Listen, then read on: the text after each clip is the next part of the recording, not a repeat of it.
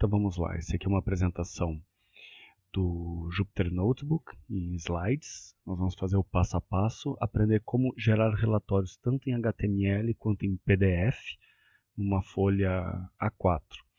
Os dados eles vão ser provenientes de um servidor OPC-UA e eu vou aprender a usar um template HTML e vou gerar os gráficos para botar nesse relatório de tendência de variáveis de temperatura e o boxplot também dessas temperaturas. Então eu tenho o meu servidor OPC-UA, que tem 12 temperaturas. Esses aqui são os valores delas agora, nesse momento. Aqui são elas no mês de agosto. Vou ajustar aqui. Então esse aqui é o gráfico das tendências do mês de agosto. Eu poderia, inclusive, se quisesse, separar cada uma num gráfico, enfim, e botando elas aqui assim. Então eu tenho essas 12 variáveis aqui, que eu vou gerar o gráfico de tendência e fazer o boxplot para analisar a variabilidade de cada uma delas. Os conceitos que vão ser abordados, então, nessa apresentação, nós vamos dar uma rápida passagem do Jinja, que é uma ferramenta que vai pegar, então, esse nosso template em HTML para gerar o relatório em HTML. Por que é interessante essa forma de fazer relatórios? Eu poderia, por exemplo, usar o módulo Report Lab, que tem para o Python, para gerar direto meu relatório em PDF. Porém, em geral, a parte de design do relatório é legal que um designer, uma pessoa com mais habilidades, desenvolva. E nesse caso, é muito mais fácil ele desenvolver um template em HTML com as formatações usando CSS para os estilos, do que ele trabalhar direto em cima do Report Lab. Então, para gerar o relatório em PDF, nós vamos usar o módulo PDF Kit, também do Python. Nós vamos aprender também aqui a carregar variáveis ambiente do sistema operacional Windows, porque eu não quero que o meu usuário e senha deste servidor OPC-UA fiquem aparentes aqui na apresentação. Eu também vou aprender então como fazer consulta aos dados históricos. Eu vou querer pegar os dados a cada hora de um mês inteiro, dessas temperaturas, dessas 12 variáveis. Como esses servidores OPC-UA eles armazenam os dados em UTC, eu preciso também converter para local time, para poder fazer os gráficos de tendência certinho. E como é mais fácil eu trabalhar com a biblioteca Pandas para fazer algumas outras análises, eu também vou converter esses dados históricos que eu consultei desse servidor para formato data frame do Pandas, para poder então trabalhar com essas séries temporais em local time. Depois eu vou fazer o gráfico de tendência desse data frame e o boxplot também, que no Pandas tem os dois prontinhos. E aí eu vou mandar gerar usando o Jinja, que vai pegar as variáveis do meu template HTML e vai substituir pelas informações, pelos gráficos. E depois eu vou usar o PDF Kit para gerar o relatório em PDF. Então vamos lá, aqui estão as bibliotecas que eu vou usar. Aqui é só para aparecer o gráfico inline para verificar. Importo o módulo sistema operacional, importo o módulo NumPy, importo Pandas, importo a Matplotlib para fazer os gráficos, importo a Jinja, que vai substituir as variáveis do meu template pelo conteúdo que eu quero, para gerar o HTML estático, importo a PDF Kit para gerar depois o PDF a partir do meu HTML, que eu gerei usando essa outra biblioteca, Datetime, que é para eu poder trabalhar com data hora, inclusive converter o TC para local time, já que são séries temporais.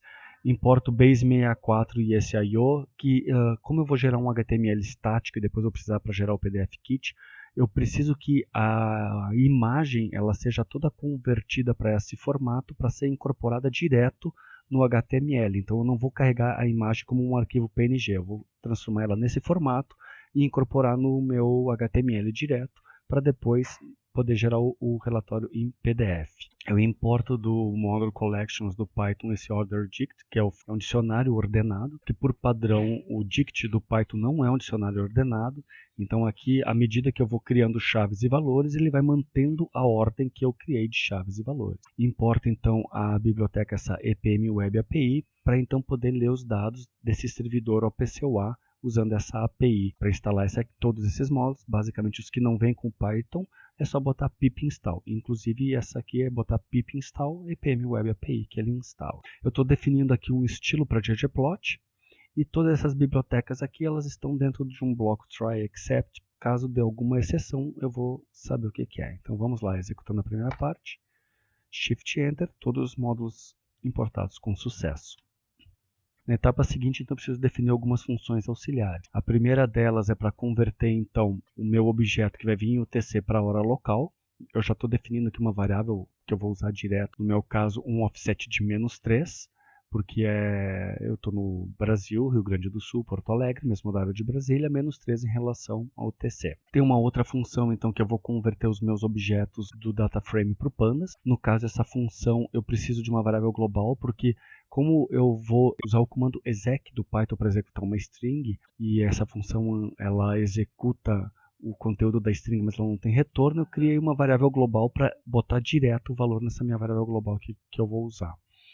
E por fim tem uma outra biblioteca, que eu peguei aqui desse referência aqui do Stack Overflow, que é como é que eu faço para então trabalhar com uma imagem, converter uma imagem direto no formato SBase64 para incorporar então no meu HTML. Então isso aqui é só carregar as minhas bibliotecas, funções auxiliares definidas com sucesso.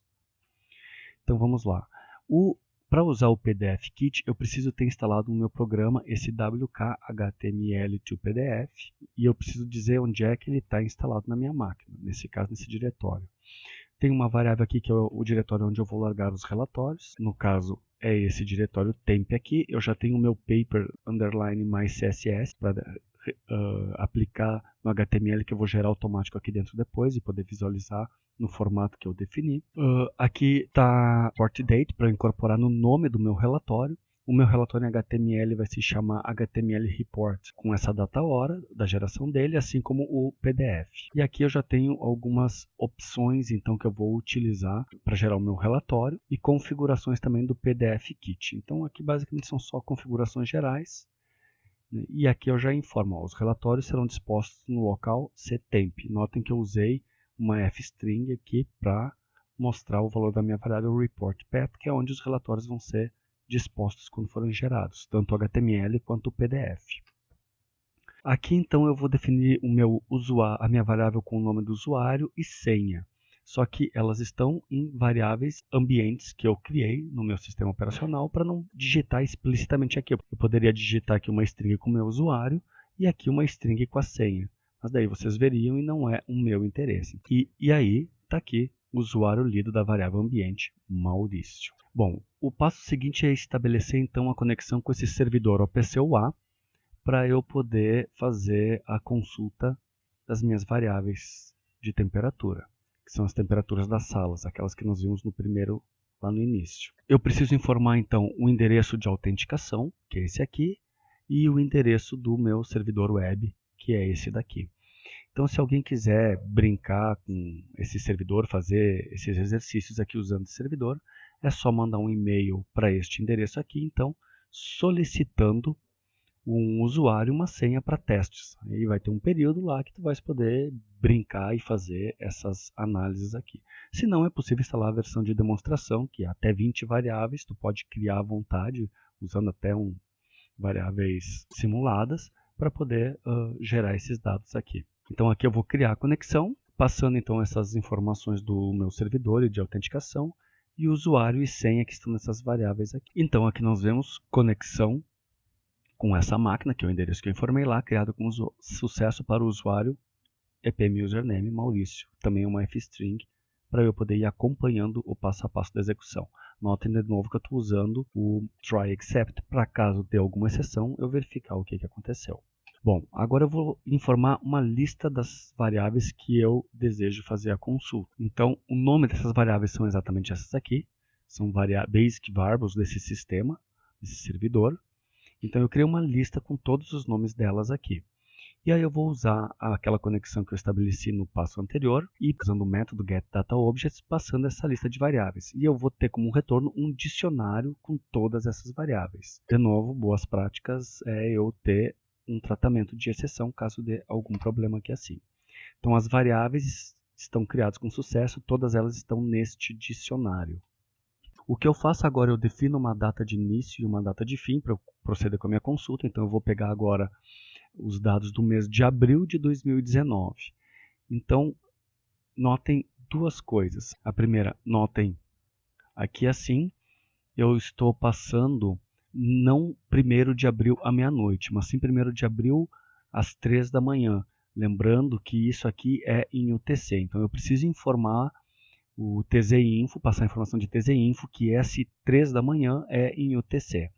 No Brasil, na minha hora local, corresponderia à meia-noite. E como eu quero os dados de abril, eu não vou botar 30 de abril às 11h59, 9999. Eu coloco no dia 1º de maio, também à meia-noite. Lembrando que as consultas, conforme o padrão OPCOA, a data de início ela é inclusive e essa data de fim ela é exclusiva. Ele não vai pegar essa data de fim. Então, uma vez que eu defini a data de início e a data de fim, eu defino então aqui o período, defino o meu process interval, que vai ser o intervalo de processamento. Então, como eu comentei, eu vou querer fazer uma consulta calculando a média a cada 1 hora. Então, esse intervalo de processamento eu uso o objeto timeDelta do módulo datetime, definindo como 1 hora. Aí eu vou definir aqui então o tipo de agregação. Então, para essa método aqui, o aggregateDetails, ele recebe como argumento o intervalo de processamento, que eu defini aqui, que é 1 hora. E ele também recebe o tipo de agregação que eu vou querer aplicar, que é esse time average. Se eu quiser saber os outros tipos de agregação, eu posso botar aqui .tab, ele vai mostrar aqui. Tem average, count, delta, duration good, interpolative, blá blá blá.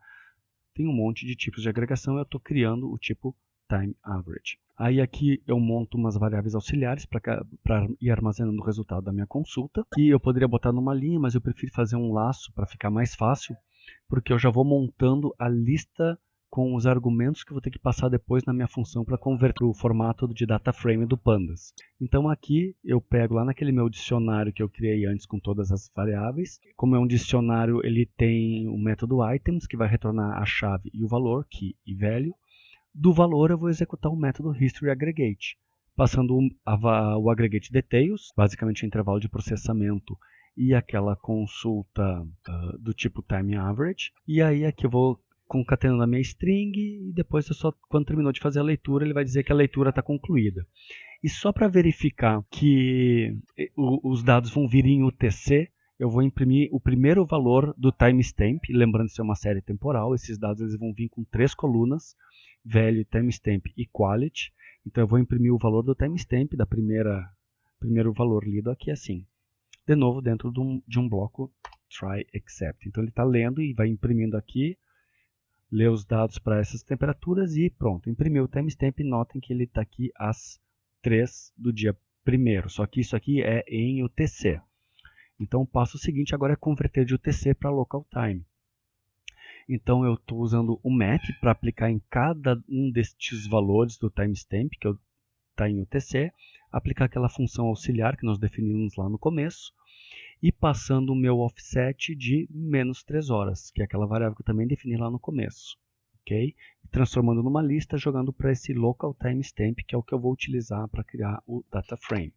Então notem que agora ele está exatamente na minha hora local que eu quero para poder criar o meu data frame no Pandas, ou seja, 1º de abril à meia-noite, assim como todos os outros timestamps foram convertidos para a hora local. O passo seguinte, então, é criar a string com os argumentos que eu vou mandar executar daquela minha função auxiliar. Então a string, que é o comando para eu converter o EPM data frame, basicamente eu preciso executar aquela minha função auxiliar que chama EPM to pandas _ global, com esses argumentos aqui. Então essa aqui é a string que eu vou mandar executar. Ou seja, no primeiro argumento é o local timestamp, que ele vai usar para gerar o índice do objeto DataFrame. O segundo argumento é o nome da variável e os dados dela. O nome da segunda variável e os dados dela. Então no DataFrame, cada nome desses que eu estou passando aqui vai corresponder ao nome de uma das colunas do meu DataFrame. E o índice é o meu local timestamp. E os dados de cada coluna são esses aqui que eu estou passando, que eu consultei dentro daquele laço for anteriormente. Já aqui eu vou executar aquela string, ele já vai gerar aquela minha variável global DataFrame, que eu tinha definido lá em cima, e vai usar o método info para ver as informações do DataFrame que eu criei. Então meu DataFrame ele tem 12 colunas, com esses dados aqui dentro. O período dele então é do dia 1º de abril até o dia 30 de abril às 11 da noite. Ou seja, como é uma consulta a cada hora, ele não chega à meia-noite. A meia-noite ficou fora por conta dessa consulta time average. E esse objeto ele ocupa na memória 39,4 KB. São objetos do tipo float 32. Vamos aplicar agora o describe nesse meu data frame, só para ver outras informações. Então, cada coluna, como eu comentei, é uma daquelas temperaturas. Então, eu tenho o valor médio da temperatura da sala 1, do 10º andar, que é 25,5 do mês de abril. Da sala 2, 24,8. Da sala 3, do 10º andar, 25. E assim vai para todas as salas. Temperaturas máximas, mínimas, desvio padrão, os quartis, todas as informações dessa estatística descritiva que dá pelo método describe do data frame.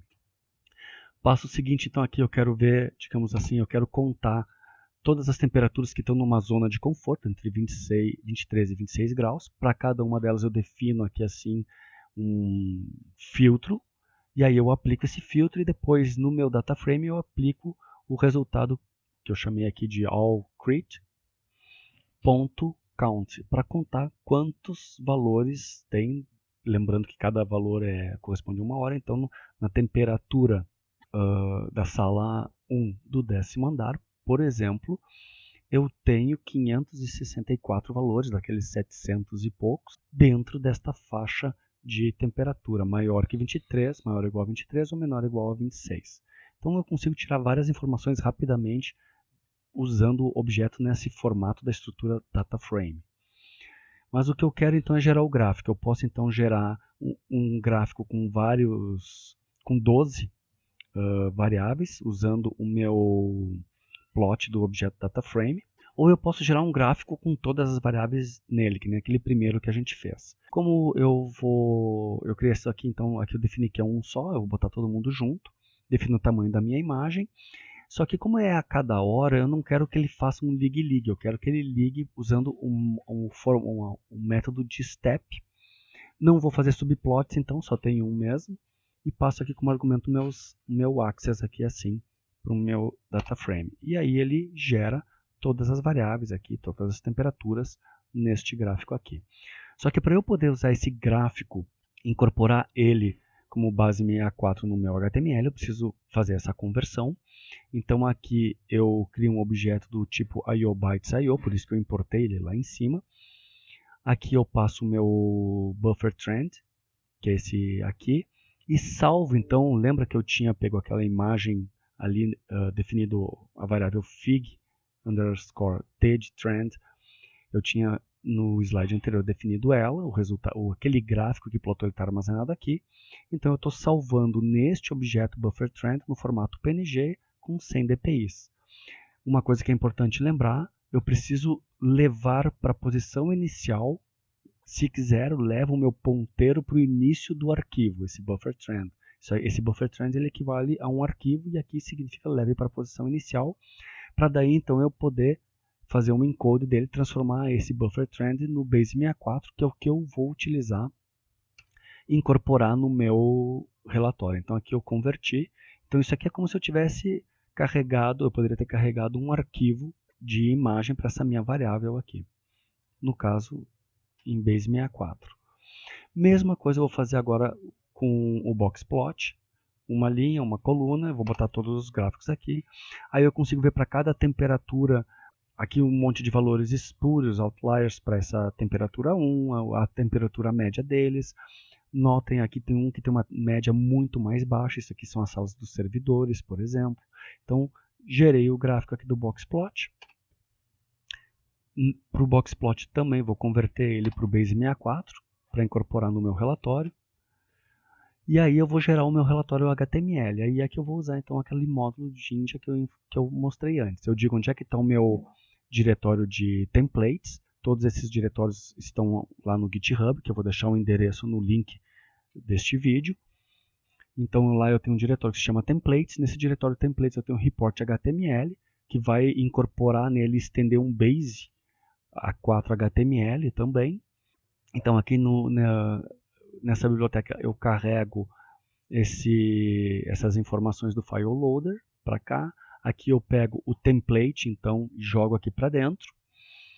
Invento um conteúdo aqui e aí esse meu template report eu mando renderizar, passando o que? Esse conteúdo Dentro lá do meu template, vocês podem ver depois lá no report.html, eu tenho uma variável imageString, aí eu passo a minha imagem, que é um banner que está no diretório images, também no GitHub, e eu passo aquela imagem.png para aquela minha função auxiliar, que vai converter a minha imagem PNG em Base64. As outras duas imagens do gráfico de tendência e o boxplot nós já convertemos em Base64, que estão aqui assim. Então o meu report.html ele vai carregar 3 imagens. Essa aqui que é o banner, que eu vou botando no relatório, e essas duas desses dois gráficos aqui. E esse render então do Jinja, ele simplesmente vai buscar essas variáveis lá no template e vai substituir a variável pelo conteúdo que está aqui assim. E aí então ele vai gerar o HTML, vai abrir o arquivo e vai gerar o HTML usando o TF8, logicamente, porque tem vários caracteres especiais aqui assim em português. Então vamos lá, Shift Enter, relatório gerado com sucesso em CTemp.html Report, que é exatamente esse daqui. Então deixa eu abrir aqui uma outra página, arrastar para cá. Pronto, está aqui ó, o banner que ele carregou do arquivo, os conteúdos que eu pedi para ele fazer. Ele já está bonitinho, mostrando como se fosse uma folha A4. Aqui está o gráfico de tendências e aqui está o boxplot do meu relatório. O CSS eu peguei dessa referência aqui, depois vocês podem buscar isso aqui, mais informações e brincar. No caso eu mexi um pouco nesse CSS, então no GitHub dá para ver onde é que foram feitas essas alterações. Então o relatório em HTML está pronto. O passo seguinte é o quê? Eu pegar aquele meu HTML e converter ele então para o formato PDF. Passa algumas opções aqui assim, para o meu PDF, Shift Enter e relatório PDF gerado no mesmo local. Está aqui, ele gerou o relatório em PDF. Vou arrastar ele para cá, o PDF. Está aqui o meu relatório em PDF. No caso, ele já vem formatado para uma folha A4. Como aquele gráfico não cabe aqui na folha, ele já truncou e já passou para a folha seguinte. Então aqui está o meu relatório em PDF também prontinho. Por fim, eu preciso fechar aquela conexão que eu criei lá no começo para liberar o uso dessa conexão por algum outro usuário.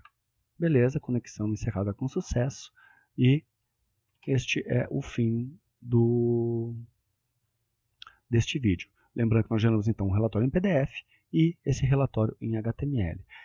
Notem de novo que eu tenho aqui nesse mesmo diretório o paper mais CSS, que é baseado naquele paper, para que esse relatório em HTML ele seja mostrado no formato daquele paper. Se eu, porventura, renomear aqui assim, vamos atualizar aqui, ele não está aplicando aquele estilo e aí ele vai botar o relatório direto no formato aquele HTML. Ok? Então era isso. Obrigado pela atenção de vocês e até a próxima.